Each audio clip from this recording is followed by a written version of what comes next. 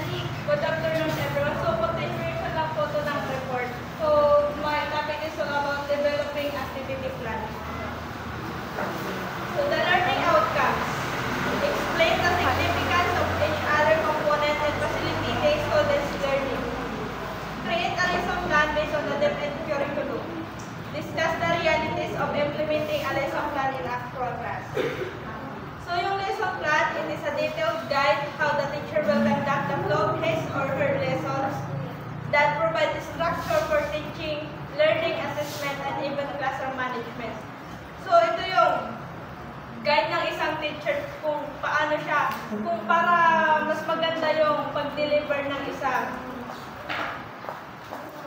lesson or topic. So, kailangan niyang gumawa ng lesson plan para may guide siya. Then, ito yung... Nag-assign na kayo ba? Then, next is activity plan. So, the term activity plan is commonly used since art classes focuses on hands-on activity than lecture or discussion. So, activity plan, ito yung kung saan more on hands-on activity na siya kasi lalo na art yung subject. More on mga artwork na yung ginagawa kaysa yung mga lecture or discussion.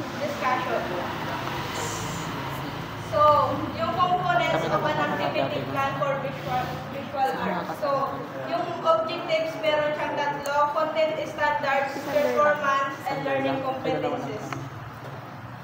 So, yung sa objectives, ito this is a clear statement that includes the learning goals of the activity and what the teacher is trying to achieve. The assessment will be based on the objectives set by the teacher.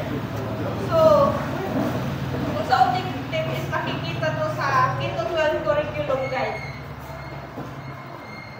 Dito nakalagay sa objective kung ano yung dapat ma-achieve ng isang teacher. So, sa content standard, this statement includes how a student will demonstrate understanding of concept and the cognitive domain, the elements of art and principle of design. So, yung content standard is ito yung, sa other term is yung knowledge. Then next is performance standard. Ito naman yung sa skills.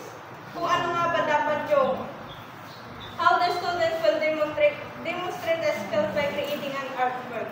So, lalagay dito kung paano nila magawa o ma-achieve yung isang artwork. Then, sa learning competencies naman is, these statements include the specific tasks and activities that the students are expected to accomplish in class. The LC code is indicated in the K-12 curriculum guide. So, sa learning competencies, dito nakalagay yung mga tasks or mga activity na dapat nilang magawa or ma-achieve ng mga students. Then, sa content, this includes concept, theories, principles that are taught and learned in specific academic courses. It may also indicate STEM or subject content areas integrated in an art class. So, dito sa content, ito yung concept mo, yung tema or yung title ng isang lesson, kung ano nga ba yung sakop ng isang subject. Sa learning resources, dito na yung kung saan mo kinuha yung mga activity or dito nakalagay din or nakasite yung mga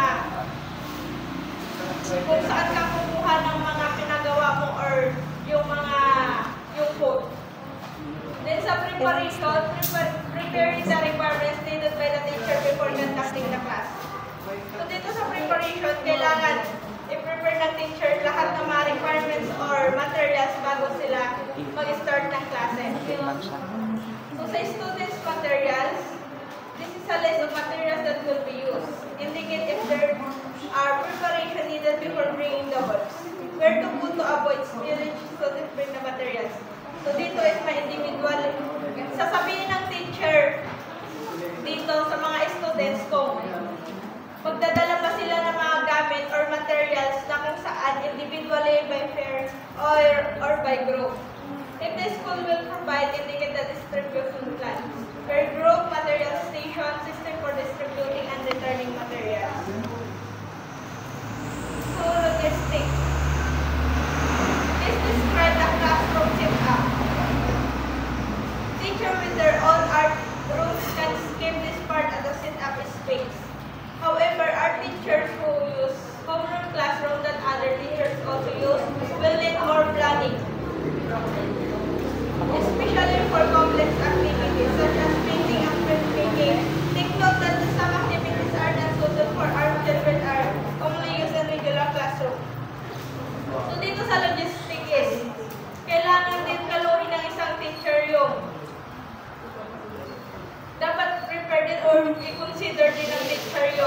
yung mga room kung saan sila gagawa ng isang artwork. Kasi hindi naman pwedeng gumawa ng artwork habang may yung armchair gano'n. So, dapat nilang i-consider yung workplace, yung armchair, long tables on the floor.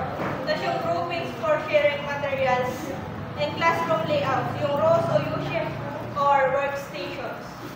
Yung wash area, placement of bucket, trash disposal. Yung mga kung saan nakalagay yung mga basurahan or yung mga gamit. Assign drying area for wet adhesives like painting and clay. So, dapat may assign storage yung mga painting, yung clay, ganyan, yung dapat magkahiwalay yung wet and dry. So, class management. This describes the art management system to be implemented in the classroom. The teachers will decide and prepare this before conducting the class. So, sa class management, pinukonsider dito ng teacher bago mag-start ang klase. So, pinukonsider niya yung simple precaution, preventive measure, warning, dangers, reminders in using tools and materials. System to monitor materials, usage and returning of tools. Time breakdown, placement of finished work or drying, water supply, clean up, rules and adoption of modification. Dito is yung kaligtasan ng mga learners or students. Tapos may time limit or deadline. Tapos kung saan nga ba dapat nakalagay yung mga materials.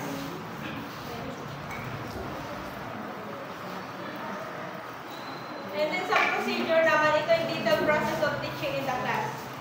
So pre-activity, meron siyang review. The teacher helps students recall previous concepts, technique, or past experience and insights.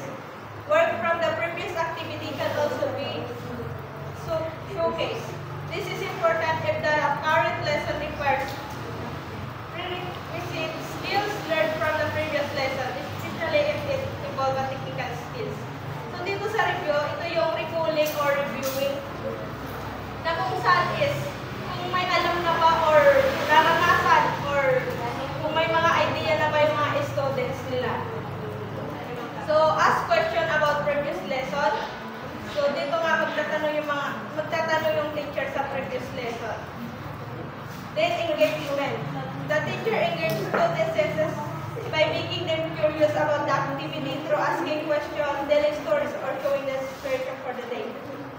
So, dito is sa engagement. Pwede siyang para makatch yung attention ng kanyang estudyante, pwede siya magkwento or magtanong or yung magpakita ng mga pictures.